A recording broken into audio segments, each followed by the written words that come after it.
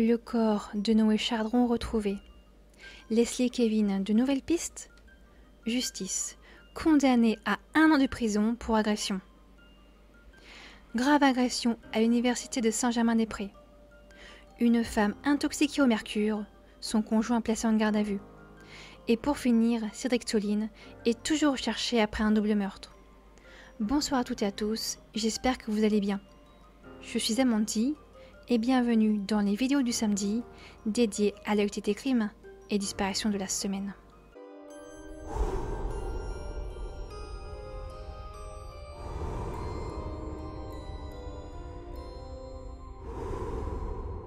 Le corps de Noé Chardron retrouvé. Noé Chardron avait disparu le 28 décembre 2022 à Rouen, laissant des indices inquiétants derrière lui. Il enverra un message à sa sœur vers 20 h ce jour-là pour que son chat soit bien gardé. Il laisse également un mot d'adieu à ses proches et part muni seulement de ses papiers et de son portable. Depuis, ses proches sont à sa recherche. Le corps de Noé Chardron, 21 ans, sera retrouvé dans la Seine le dimanche 22 janvier au niveau du quai Jean de Bettencourt à Rouen. Une enquête est en cours pour connaître les causes de la mort. Leslie et Kevin, de nouvelles pistes? Le couple et leur chien sont portés disparus depuis le 25 novembre dernier, du village de Praec à 20 minutes de Niort. Leslie Orelbeck et Kevin Trompat n'ont pas été revus depuis. Ils disparaissent sans la voiture en pleine rue vers 3 h du matin du petit village. Leur disparition, déjà très étrange, devient très vite inquiétante lorsque certains de leurs effets personnels sont découverts dans un conteneur à vêtements à Port-Avaux en Charente-Maritime, une semaine après leur disparition. Depuis, il y a eu de nouveaux indices et de nouvelles pistes. Un commentaire à prendre avec des pincettes fut publié il y a quelques jours. Je le cite. « Bonjour. Si ma publication dérange, je la retire. Ce couple a disparu des Deux-Sèvres depuis décembre et aurait été vu sur Villari-la-Continent Supermarché au Portugal avec une voiturette immatriculation française. Mais personne n'en est sûr. Il y a eu pour l'instant quelques vérifications de fait. L'information est donc à prendre avec précaution. Les proches ont un avis bien plus alarmiste, car Kevin avait 10 000 € en liquide sur lui le soir de leur disparition et semblait nerveux selon sa mère. L'idée que le couple ait été enlevé pour leur soutirer la somme d'argent est tout à fait probable.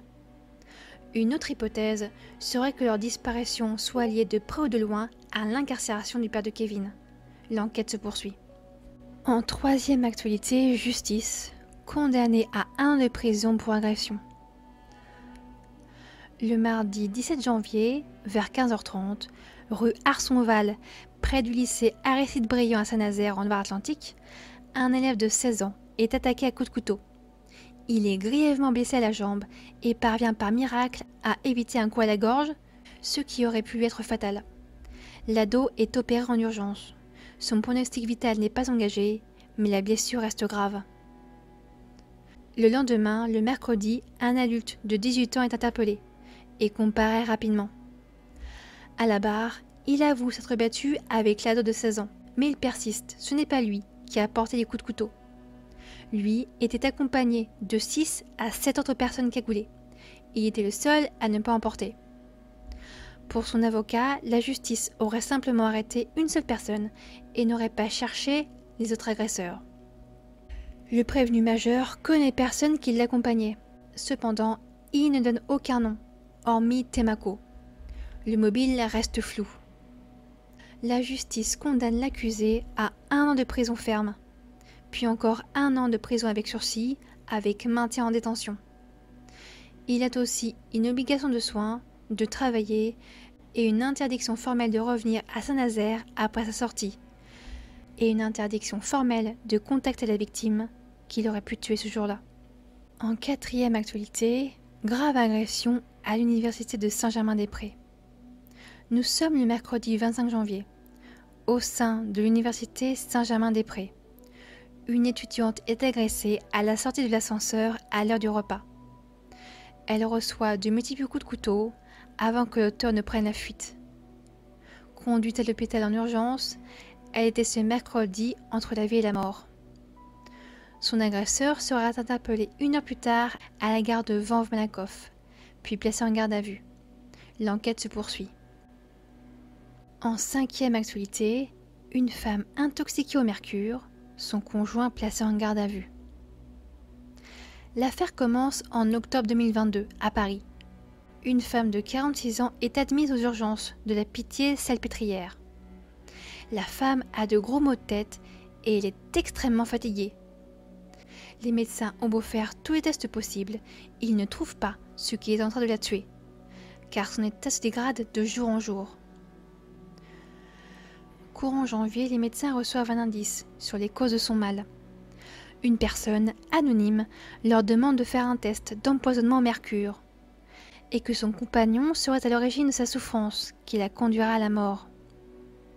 L'homme de 50 ans a été placé en garde à vue et fortement suspecté d'être à l'origine de l'empoisonnement et de la mort de son ex qui meurt d'une intoxication au mercure le 19 janvier. L'homme ne voulait simplement pas rompre. Affaire à suivre. Pour clore ces actualités, Cédric Tolin est toujours recherché après un double meurtre. Âgé de 35 ans, Cédric Tolin est activement recherché par la justice. Il est fortement soupçonné d'avoir tué Aurélie Pardon, son ex, et Gabriel Fourmiguier le 4 juillet 2022 vers 18h30. Il se serait rendu au domicile de Gabriel, situé à Pouillastruc, dans le sud de la France, près de Tarbes, et aurait tiré sur Gabriel dans sa douche et sur Aurélie alors qu'elle prenait la fuite à 2 minutes dans la rue, ne lui laissant aucune chance. Il aurait quitté la zone avec sa moto. Une perquisition aura lieu au domicile de Cédric Tolin au lendemain des faits. Cédric Tolin a disparu ainsi que sa moto. Par contre, le GIGN en intervention découvre un grand nombre d'armes à feu.